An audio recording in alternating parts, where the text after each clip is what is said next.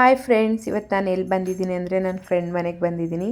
ನನ್ನ ಫ್ರೆಂಡ್ ಮನೆ ಇರೋದು ಮುತ್ತೂರು ಕಾಲೋನಿ ಅಂತ, ಸಿದ್ದಾಪುರ ರೋಡು, ಪಿರಿಯಾಪಟ್ಟಣದಿಂದ ಒಂದು 15 ಕಿಲೋಮೀಟರ್ ಆಗ್ಬೋದೇನೋ. ಅವ್ರ ಮನೆಗೆ ಬರೋ ರೋಡ್ ಇದು.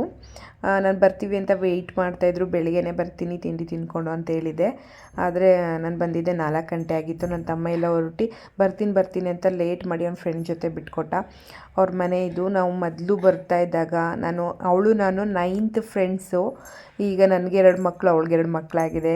ಅವಳನ್ನು ನೋಡಿ ನಾನು 4 ಇಯರ್ಸ್ ಆಯಿತು. ಅವಳು ದಾವಣಗೆರೆಯಲ್ಲಿರೋದು. ದಾವಣಗೆರೆಯಿಂದ ಈಗ 3 ಡೇಸು ಅವ್ರಿಗೆ ಹಬ್ಬ ಇತ್ತು. ಹಾಗಾಗಿ ಬಂದು ಹೋಗೋಣ ಬಾ, ಆ ಟೈಮಲ್ಲಿ ಮೀಟ್ ಮಾಡೋಣ ಅಂತ ಕಾಲ್ ಮಾಡಿದ್ಲ ಹಬ್ಬಕ್ಕೆ. ಹಾಗೆ ಅವಳನ್ನು ನೋಡ್ದಂಗೆ ಆಗುತ್ತೆ. 4 ವರ್ಷ ಆಗಿತ್ತಲ್ಲ ಅಂದ್ಬಿಟ್ಟು ಈಗ ನನ್ನ ಮಕ್ಕಳು ಅವಳ ಮಕ್ಕಳು ಇಬ್ಬರು ಆಟ ಆಡ್ತಾಯಿದ್ರು. ಆಮೇಲೆ ನೋಡಿ ಅವ್ರ ಮನೆ ಹತ್ರ ಎಲ್ಲ ಎಷ್ಟು ಚೆನ್ನಾಗಿ ಅವರಮ್ಮ ಗಿಡ ಎಲ್ಲ ಹಾಕಿದ್ರು. ಇದು ಪುದೀನಾನೇ ಅನ್ಕೊಬಿಟ್ಟೆ, ಅದು ಶೋ ಗಿಡ ಅಂತೆ. ತುಂಬ ಚೆನ್ನಾಗಿತ್ತು ವಾತಾವರಣ. ತುಂಬಾ ಮಳೆ ಬರ್ತಾಯಿತ್ತು.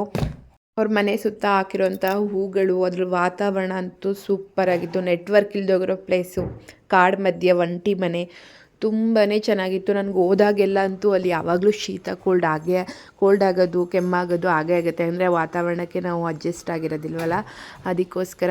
ನನ್ನ ಮಕ್ಕಳು ಅಷ್ಟೇ ಫುಲ್ ಪ್ಯಾಕಪ್ ಮಾಡ್ಕೊಂಡು ಕರ್ಕೊಬಂದಿದ್ದೆ ಅವ್ರನ್ನು. ಆಲ್ರೆಡಿ ಅಡುಗೆ ಮಾಡಿದರು, ಚಿಕನ್ ಗೊಜ್ಜು ಮಾಡಿ ಮಟನ್ ಸಾಂಬಾರು ಮಾಡಿದರು. ನೀನು ಬಂದಿದ್ದರೆ ನಿನ್ನ ಕೈಲೇ ಮಾಡಿಸ್ತೀನಿ ಅಂತ ಕಬಾಬ್ ಮತ್ತು ಗೀ ರೈಸ್ನ ನಾನು ಮಾಡಿದೆ. ಬಂದಮೇಲೆ ಮಟನ್ ಸಾರು, ಚಿಕನ್ ಗೊಜ್ಜು ಎಲ್ಲ, ಮತ್ತು ಅವ್ರಿಗೆ ವೆಜ್ ಊಟ ಎಲ್ಲ ಆಲ್ರೆಡಿ ಮಾಡಿದರು. ಮಧ್ಯಾಹ್ನ ಎಲ್ಲ ನೆಂಟರೆಲ್ಲ ಹೋಗಿದ್ರು. ನಾವೇ ಲಾಸ್ಟ್ ನೆಂಟರು, ಸಂಜೆ ಹೋಗಿದ್ದು. ನೆಕ್ಸ್ಟು ಸಂಜೆ ಹಾಡು ಹಾಕ್ಕೊಂಡು ಮಕ್ಕಳೆಲ್ಲ ಡ್ಯಾನ್ಸ್ ಮಾಡ್ತಾ ಎಂಜಾಯ್ ಮಾಡ್ತಾಯಿದ್ರು. ಅವ್ರ ಮಕ್ಕಳು, ನನ್ನ ಮಕ್ಕಳಂತೂ, ನನ್ನ ಮಗಳು ಎಲ್ಲರ ಜೊತೆ ಆಡೋಕ್ಕೆ ಇಷ್ಟಪಡ್ತಾಯಿದ್ಲು. ಅವಳು ಹೊಸ ಜನ ಅಲ್ವಾ, ಅವ್ರ ಮಗಳಂತೂ ಹತ್ರಕ್ಕೆ ಬರ್ತಾ ಇರಲಿಲ್ಲ. ನಾನು ನೆಕ್ಸ್ಟ್ ಡೇ ನೈಟ್ ಅಲ್ಲೇ ಸ್ಟೇ ಆಗಿ ಮಾತಾಡಬೇಕಲ್ಲ, ಹಾಗಾಗಿ ನಾನು ಯಾವುದೇ ವೀಡಿಯೋ ಮಾಡ್ಕೊಳ್ಳಿಲ್ಲ. ನೆಕ್ಸ್ಟು ಅದೆಲ್ಲ ಎಂಜಾಯ್ ಮಾಡಿಕೊಂಡು ಹಳೇದೆಲ್ಲ ಏನೇನೋ ಮಾತಾಡಿಕೊಂಡು ಟೈಮ್ ಸ್ಪೆಂಡ್ ಮಾಡಿಕೊಂಡು 4 ಖುಷಿಯಾಗಿತ್ತು. ಅವ್ಳ ಮಗಳು ಬರ್ಡೇಲಿ ನಾನು ಅವ್ಳನ್ನ ಮೀಟ್ ಮಾಡಿದ್ದು. ನೆಕ್ಸ್ಟ್ ಮಾರ್ನಿಂಗು ಅಲ್ಲಿರೋಂತಹ ದಾಸವಾಳ ಗಿಡಗಳನ್ನ ಮತ್ತು ಮಾವಿನಕಾಯಿ ಅಲ್ಲೇ ಮರದಲ್ಲೇ ಹಣ್ಣಾಗಿತ್ತು. ಹಣ್ಣು ಮತ್ತು ಸ್ವಲ್ಪ ಕಾಯಿನ ಅವ್ರ ತಮ್ಮ ಕಿತ್ಕೊಡ್ತಾಯಿದ್ರು. ನೆಕ್ಸ್ಟು ಕುಂಕುಮಕ್ಕೂ ಕೂಡ ರೆಡಿ ಮಾಡಿದರು ತಮ್ಮನ ಹೆಂಡ್ತಿ. ಅಲ್ಲಿರೋಂಥ ಶೋ ಗಿಡಗಳು, ಮತ್ತು ಬಾಳೆಕಾಯಿ, ಮಾವಿನ ಹಣ್ಣು, ಸೀಬೆಕಾಯಿ, ಪಪಾಯ, ಇದನ್ನೆಲ್ಲ ಯಾವಾಗಲೂ ಈಗಂತಲ್ಲ, ನಾನು 9th ಅವಳ ಜೊತೆಲಿ ಹೋದ್ವಾಗ ನಮ್ಮ ಮನೆಗೆ ಹೋಗುವಾಗೆಲ್ಲ ಈ ರೀತಿಯೇ ಅವ್ಳು ಪ್ಯಾಕ್ ಮಾಡಿ ಕಳಿಸ್ತಾಯಿದ್ರು. ಅವರಮ್ಮ ಪೂಜೆ ಇದು ತೊಗೊಂಡೋಗು, ಅದು ತೊಗೊಂಡೋಗು ಅಂತ ಮೆಣಸಿನ್ಕಾಯಿ, ಶುಂಠಿ ಎಲ್ಲ ಪ್ರತಿಯೊಂದೂ ಅವರು ಪ್ಯಾಕ್ ಮಾಡಿ ಕಳಿಸ್ತಾಯಿದ್ರು. ಅಂತ ಬಂದಾಗ ನೆಕ್ಸ್ಟ್ ನನ್ನ ತಮ್ಮ ಬಂದ, ಅವನ ಜೊತೆ ನಾನು ನಮ್ಮೂರಿಗೆ ಹೊರಟ್ವಿ. ತುಂಬಾ ಚೆನ್ನಾಗಿತ್ತು. ನನ್ನ ಫ್ರೆಂಡ್ನ ಮೀಟ್ ಮಾಡಿದ್ದು ತುಂಬ ವರ್ಷ ಆಗಿತ್ತು. ಅವಳನ್ನ ನೋಡಿ, ಅವ್ರ ಮಕ್ಕಳು ನೋಡಿ.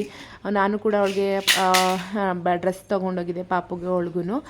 ಏನು ಸಡನ್ನಾಗಿ ಮೀಟ್ ಮಾಡಬೇಕು ಅಂತಾಗ ಏನು ತೊಗೊಂಡೋಗ್ಬೇಕು, ಏನು ಬಿಡಬೇಕು, ಏನು ಮೈಂಡ್ಗೆ ಹೋಗಲೇ ಇಲ್ಲ ನನಗೆ.